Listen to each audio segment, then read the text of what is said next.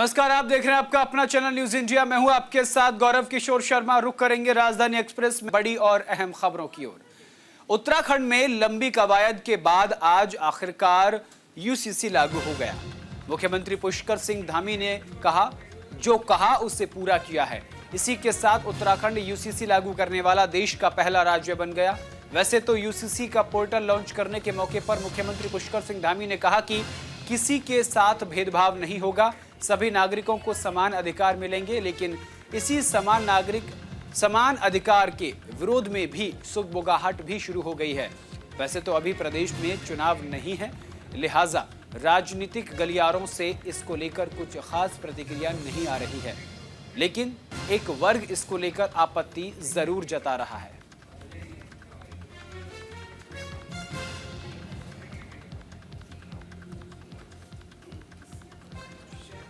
देवभूमि उत्तराखंड की देवतुल्य जनता से जो हमने वायदा अपने आदरणीय प्रधानमंत्री श्री नरेंद्र मोदी जी के नेतृत्व में किया था, वो वायदा हम पूरा कर रहे हैं। और आज पूरी तरह से उत्तराखंड देश का पहला राज्य हो गया है देश की आजादी के बाद, जो इस यूसीसी को देवभूमि उत्तराखंड के हर एक नागरिक के लिए, चाहे वो किसी पंथ, जाति, समुदाय, धर्म का होगा, सबके लिए लागू हो जाएगा।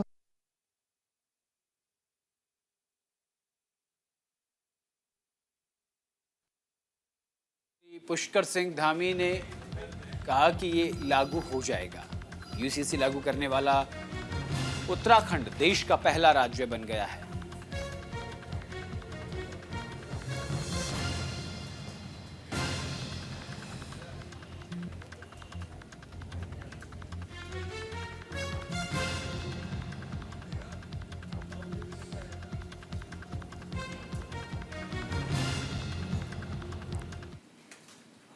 और चलिए अब आपको ग्राफिक के जरिए बताते हैं कि यूसीसी के बाद क्या बदला और क्या बदलेगा। राज्य में रहने वाले सभी नागरिकों के लिए एक कानून, शादी का रजिस्ट्रेशन कराना सबके लिए अनिवार्य है, चाहे वो किसी भी धर्म या समुदाय से आता हो। बेटे और बेटी दोनों को संपत्ति में एक समान अधिकार दिया जाएगा, किसी भी धर्म या जाति का हो। किसी भी धर्म या जाति के लिए तलाक का एक समान कानून होगा। हर धर्म की लड़कियों, बेटियों के लिए शादी की न्यूनतम आयु 18 वर्ष निर्धारित की गई है।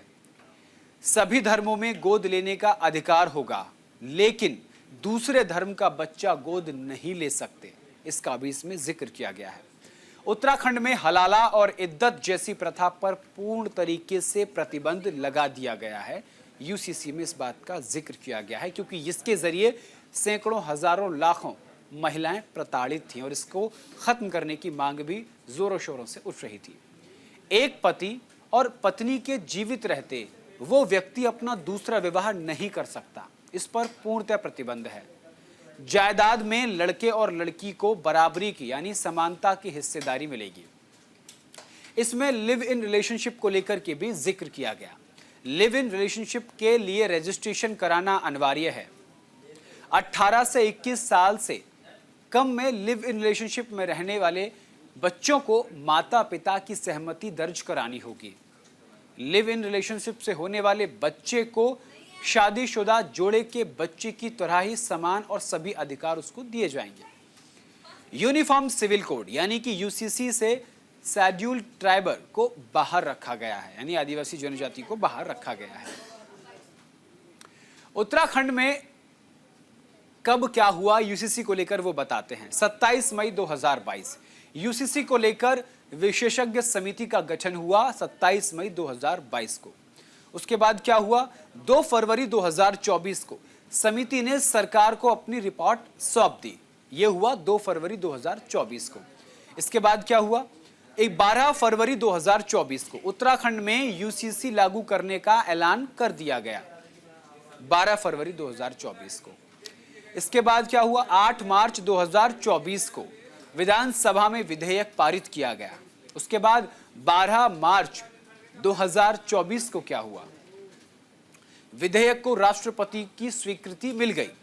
उसके बाद 20 जनवरी 2025 को क्या हुआ, यूसीसी के नियमावली पर कैबिनेट की मोहर लग गई और उसके बाद 27 जनवरी 2025 को यूसीसी लागू कर दिया गया। और इसी पर विस्तार से जानकारी के साथ हमारे संवाददाता अनुज अवस्थी हमारे साथ जुड़ गए हैं। अनुज, एक लंबे प्रक्रिया के बाद आखिरकार उत्तराखंड में यूसीसी लागू कर दिया गया। उत्तराखंड में क्या कुछ बदलेगा और इसे लागू करने के बाद किस तरीके की समाज से या फिर नेताओं से प्रक्रिया सामने आ रही है विपक्षी दलों से?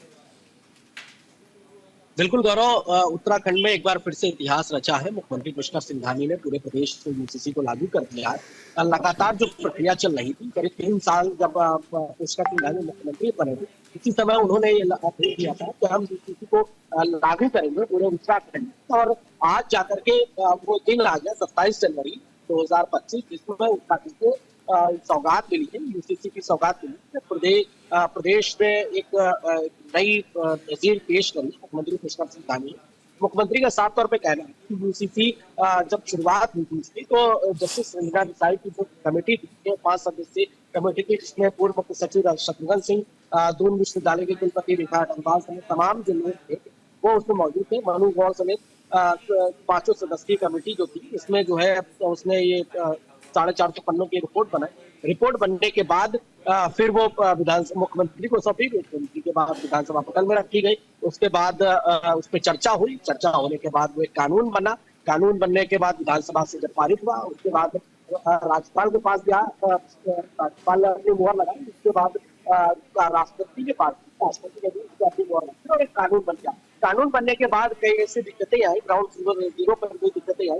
जो कमेटी थी वो ग्राउंड जीरो पर भी गई, और चाहे वो पटवारी हो, चाहे वो राजस्व विभाग के अधिकारी हो, चाहे वो पुलिस विभाग के अधिकारी हो, इन सब तमाम लोगों को दिक्कतें आई। इस बार उसमें संशोधन किया गया। जो 350 पन्नों की रिपोर्ट थी उसको करीब 200 पन्नों तक रखी। उसके बाद कई ऐसी चीजें थी जिसकी तब्दीली करेंगे। तो लिविंग इन रिलेशनशिप में अगर आप रहते हो तो निजता किसी के सामने नहीं आएगी। उसके लिए एक ऑनलाइन ऐप के माध्यम से आप रजिस्ट्रेशन कर सकते हैं। आप घर बैठे अपना रजिस्ट्रेशन कर सकते हैं, आप अपने दस्तावेज लगा सकते हैं। तो तमाम चीजें जो है उसमें सामने आई। उसके बाद अब मुख्यमंत्री ने एक घोषणा और करी कि 27 जनवरी को यूसीसी दिवस के रूप में मनाया जाएगा, क्योंकि पूरे प्रदेश में एक नजीर पेश करी गई। इस नजीर को एक ऐतिहासिक दौर रखा गया है, क्योंकि आजादी के बाद उत्तराखंड पहला ऐसा राज्य है जहाँ पे यूसीसी लागू हो रहा है। इसको लेकर के कई मंत्रियों से जब न्यूज इंडिया ने खासतौर पर बातचीत करी, तो शहरी विकास मंत्री प्रेमचंद अग्रवाल का कहना था ये पूरे प्रदेश में एक विकास की नए आयाम स्थापित करेगा।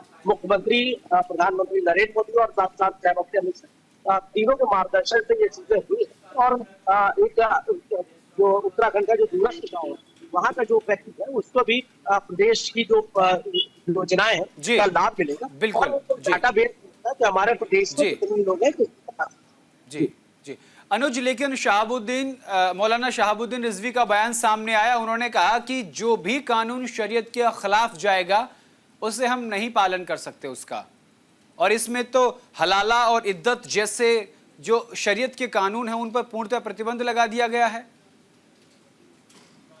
बिल्कुल, अगर हम अल्पसंख्यक समुदाय की अगर हम बात करते हैं तो उसमें साफ तौर पे शादाब शम्स जो वक्फ बोर्ड के अध्यक्ष हैं उत्तराखंड, उन्होंने इस बात को साफ किया कि अगर कोई इस तरीके की सोच रखता है या अल्पसंख्यक समुदाय जो इतनी पीढ़ियों से करता चला आ रहा है, अगर एक नजीर पेश करी गई तो क्या गलत किया मुख्यमंत्री पुष्कर सिंह धामी, वक्फ बोर्ड के अध्यक्ष शादाब शम्स, और उन्होंने मुख्यमंत्री के कार्य की सराहना करी है। फिलहाल प्रदेश की उनको इसका पालन करना पड़ेगा, और क्योंकि ये सही भी है। मुख्यमंत्री ने भी कहा कि श्रद्धा जैसा कांड जो दिल्ली में कांड हुआ था वैसा कांड दोबारा ना होने का, इसी वजह से जो लिविंग रिलेशनशिप में लोग रह रहे हैं वो अपना रजिस्ट्रेशन कराए और उनकी निजता रहेगी। रजिस्ट्रार, आप ऑनलाइन रजिस्ट्रेशन कराते हैं, रजिस्ट्रेशन के बाद रजिस्ट्रार के पास जाता है और आपके गार्जियन को बताया जाएगा कि आप लिविंग में रह रहे हैं। अगर आप बगैर गार्जियन के बताए रह रहे हैं तो कल को कोई श्रद्धा जैसा कांड हो जाए, आफ्ताब जैसा कांड हो जाए तो नहीं कहा जा सकता। तो हमारी बहन और बेटियां हैं वो कम से कम सुरक्षित रहे। तो ये तमाम चीजें मुख्यमंत्री ने शामिल करी। इसके अलावा लिविंग इन रिलेशनशिप में अगर कोई बच्चे का जन्म होता है तो वो संपत्ति का भागीदार होगा। इसके अलावा अगर माँ पिता में कोई अगर एक व्यक्ति मर जाता है तो बच्चे उसके संपत्ति के भागीदार होंगे, चाहे वो लड़का हो चाहे लड़की हो। तमाम ये जो पॉइंट्स है ये उस कानून में है और इसका पालन पूरे प्रदेश के जो लोग हैं तो करना होगा, क्योंकि अगर आपको सरकार की योजनाओं का लाभ देना, अगर आपको उत्तराखंड में रहना, अगर आप डेवलपमेंट के बारे में सोच रहे हैं, तो आपको इन योजनाओं का लाभ लेना पड़ेगा। जी जी, बहुत बहुत शुक्रिया अनुज अवस्थी तमाम जानकारी के लिए। रुक करते हैं आगे खबरों की और उत्तराखंड में गोलीकांड से जुड़ी बड़ी खबर सामने आ रही है। गोलीकांड के बाद चैंपियन को आज जेल भेज दिया गया। पूर्व विधायक चैंपियन को 14 दिन की न्यायिक हिरासत में भेज दिया गया है। फायरिंग मामले में चैंपियन को राहत नहीं मिली है। पुलिस ने कल देर शाम चैंपियन को गिरफ्तार किया। विधायक उमेश कुमार के दफ्तर पर फायरिंग का यह मामला अब लगातार तूल पकड़ता जा रहा है। खानपुर से निर्दलीय विधायक उमेश कुमार के दफ्तर पहुंचकर गोलीबारी करने वाले प्रणव सिंह चैंपियन की मुश्किलें बढ़ती नजर आ रही हैं। गिरफ्तारी के बाद चैंपियन को अदालत में पेश किया गया, जहां से उन्हें राहत नहीं मिली है। कोर्ट ने प्रणव चैंपियन को 14 दिन की न्यायिक हिरासत में भेज दिया है। गौरतलब है कि हरिद्वार जिले की खानपुर से निर्दलीय विधायक उमेश कुमार के कैंप कार्यालय पर दिन दहाड़े फायरिंग और ताबड़तोड़ गोलीबारी हुई। 4 बार विधायक रह चुके कुंवर प्रणव चैंपियन ने साथियों के साथ पहुंचकर फायरिंग की। इसके बाद पुलिस ने उन्हें गिरफ्तार कर लिया था। माननीय पूर्व विधायक जी के ऊपर आरोप ये था कि उन्होंने जाकर क्या बोलते हैं सिटिंग विधायक उमेश शर्मा जी के कार्यालय पर जाकर फायरिंग करी अपने साथियों के साथ मिलकर। तो उन पे क्या बोलते हैं बीएनएस के सेक्शन लगे हुए थे, जिसमें उनके ऊपर धारा 109 और 190, 191 ये सेक्शन इनके ऊपर लगे हुए थे। यानी धारा जो बीएनएस के अनुसार हो गई वो 307 की इनके ऊपर लगी हुई थी, क्योंकि इन्होंने फायरिंग करी थी। आज दोनों ही कुंवर प्रणव चैंपियन और उमेश शर्मा को पुलिस अभिरक्षा में न्यायालय में पेश किया जा रहा है और पुलिस रिमांड के लिए न्यायालय से आग्रह किया गया है। इन दोनों के जो सुरक्षा इनको दी गई है उसको रिव्यू करने के लिए हम लोगों के द्वारा शासन में यहाँ से पत्राचार किया जा रहा है, क्योंकि सुरक्षा का दुरुपयोग के संबंध में जो आरोप इन पर लगते रहे हैं उसकी एक बार रिव्यू शासन के स्तर पर किया जाना आवश्यक है। चलिए अब आपको बताते हैं कि आखिर कौन है प्रणव चैंपियन। खानपुर से 4 बार विधायक रह चुके हैं। प्रणव चैंपियन हरीश रावत की सरकार में मंत्री के रूप में उन्होंने जिम्मेदारी निभाई। 2009 के चुनाव में हरीश रावत का विरोध किया गया, जिसके बाद उनके पार्टी के साथ मतभेद उभर कर सामने आए। हरीश रावत की सरकार को गिराने की भी कोशिश उस वक्त की गई थी और उसमें ये दोनों ही शामिल थे। उमेश कुमार का भी नाम सामने आया था और प्रणव चैंपियन का भी, लेकिन कोशिश सफल नहीं हो पाई थी। 2016 में प्रणव चैंपियन ने बीजेपी का दामन थामा।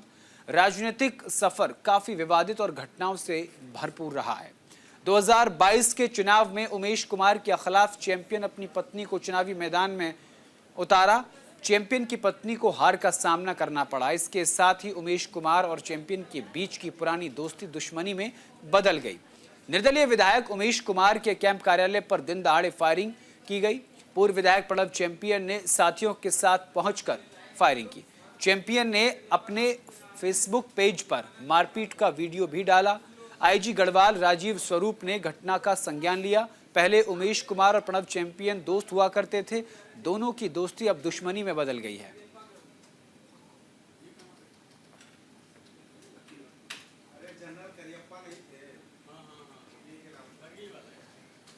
और खबर रुड़की से सामने आ रही है, जहां पर खानपुर से पूर्व विधायक कुंवर प्रणव सिंह चैंपियन की ओर से विधायक उमेश कुमार के कार्यालय पर फायरिंग के मामले में पुलिस अब एक्शन मोड में नजर आ रही है।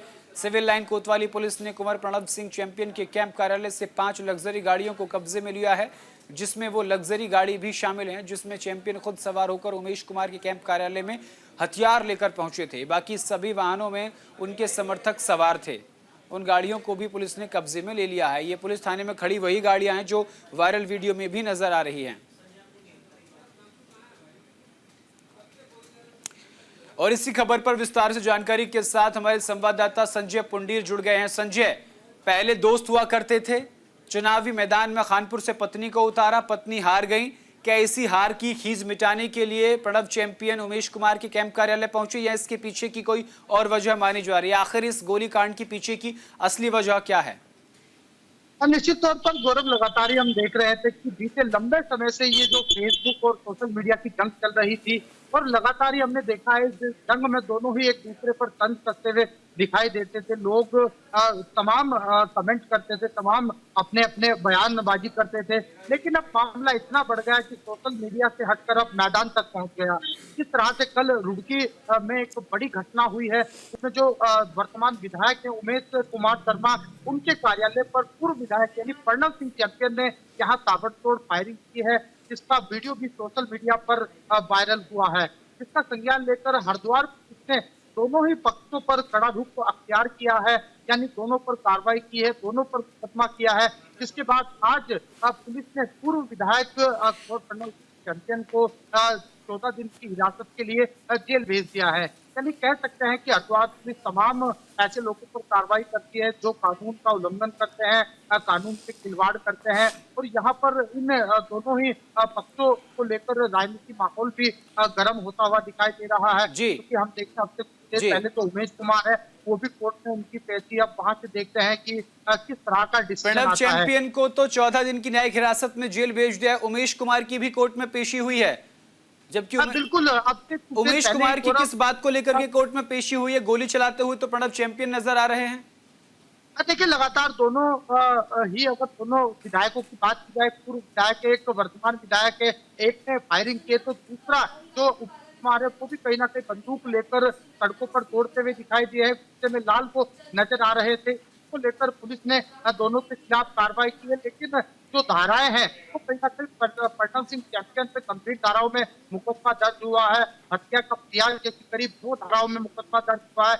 इसके बाद कहीं ना कहीं उन्हें पहले कोर्ट में पेशी हुई, फिर कहीं ना कहीं उनको जेल भेज दिया गया है। और अब फिर पहले उमेश कुमार जो वर्तमान विधायक है वो भी कहीं ना कहीं कोर्ट में पेश है। उसके बाद किस तरह का वहाँ न्यायालय के साथ करता है, जी। किस तरह से आगे जी संजय, दोनों की सुरक्षा को लेकर के भी पुलिस ने सवाल उठाया कि दोनों ने जो निजी सुरक्षा उसका दुरुपयोग किया है, सुरक्षा हटा ली गई है, ऐसी भी खबर सामने आ रही है। देखिए गौरव, दोनों को ही शासन से सुरक्षा प्रदान की हुई थी, दोनों के पास ही सुरक्षा कर्मी थे, क्योंकि जिस दौरान वहां पर प्रणव सिंह चैंपियन ने फायरिंग की तो उसके पास खड़ा हुआ एक गनर, यानी जो शासन के द्वारा सुरक्षा दी गई थी, वो भी उस वीडियो में दिखाई दे रहा है। तो वो गोली चलाता हुआ भी नजर आ रहा है संजय। बिल्कुल लगातार ही वीडियो में साफ देखा जा सकता है कि किस तरह से वहां बंदूकें लेकर एक प्रदर्शन किया है, फायर की है और गोलीबारी की है। तो उसको लेकर हरिद्वार पुलिस ने संज्ञान लिया है, दोनों की सुरक्षा पर जांच चल रही है। हालांकि कहा यह भी जा रहा है कि दोनों की जो सुरक्षा है वो हटा दी जाएगी। जी बहुत बहुत शुक्रिया संजय पुंडीर तमाम जानकारी के लिए। रुक करते हैं आगे खबरों की ओर। प्रधानमंत्री नरेंद्र मोदी कल उत्तराखंड के दौरे पर रहेंगे। 38वें राष्ट्रीय खेलों का शुभारंभ करेंगे प्रधानमंत्री नरेंद्र मोदी के दौरे को लेकर तमाम तैयारियां पूरी कर ली गई हैं। सुरक्षा व्यवस्था को लेकर सभी एजेंसियां अलर्ट मोड पर हैं। हेलीकॉप्टर से लगातार निगरानी भी की जा रही है। 38वें राष्ट्रीय खेलों की मेजबानी कर रहा है उत्तराखंड।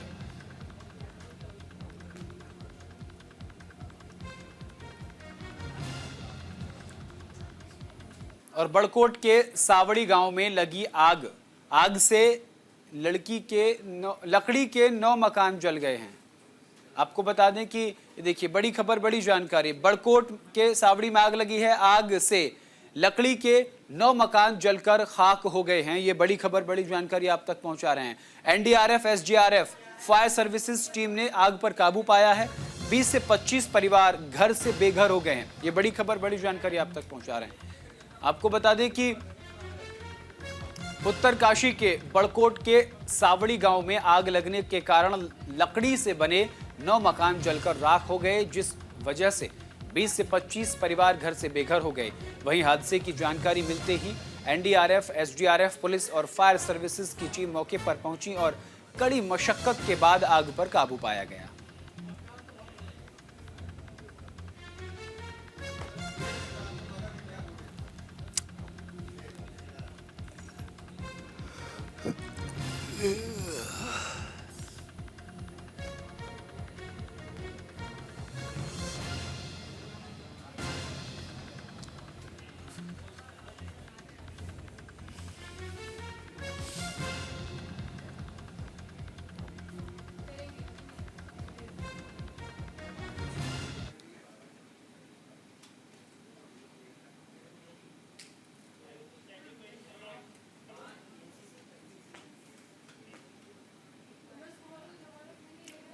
और चलिए चलते आपको सीधा दिल्ली, जहां प्रधानमंत्री नरेंद्र मोदी करियप्पा ग्राउंड से क्या कुछ कह रहे हैं, सुनवाते हैं।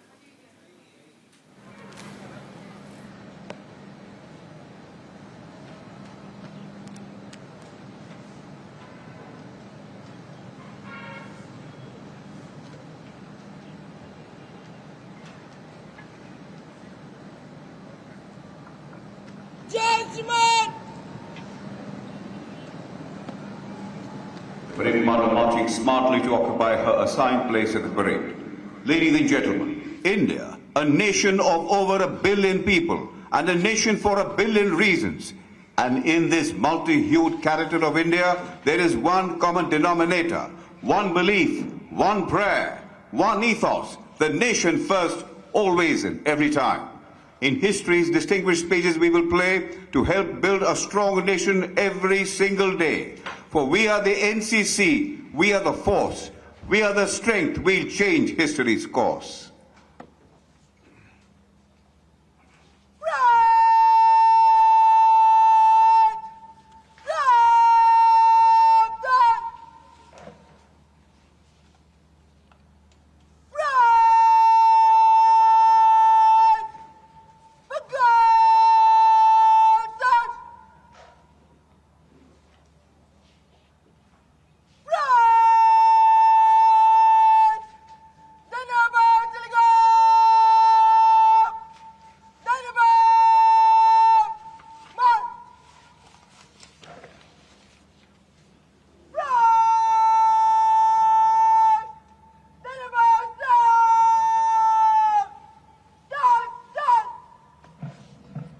Ladies and gentlemen, may I request you all for a generous applause for the marching out contingents.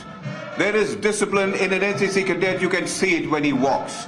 There is honor in an NCC cadet, you can see it when he talks. There is courage in an NCC cadet, you can see it in his eyes. There is loyalty in an NCC cadet that he will never ever compromise. There is something in an NCC cadet that makes him stand apart. प्रचंड सूर्य ताप से न तुम डरो न तुम गलो, न हर्ष है न खेद है, ये जिंदगी सशस्त्र है, ये जिंदगी अभेद है।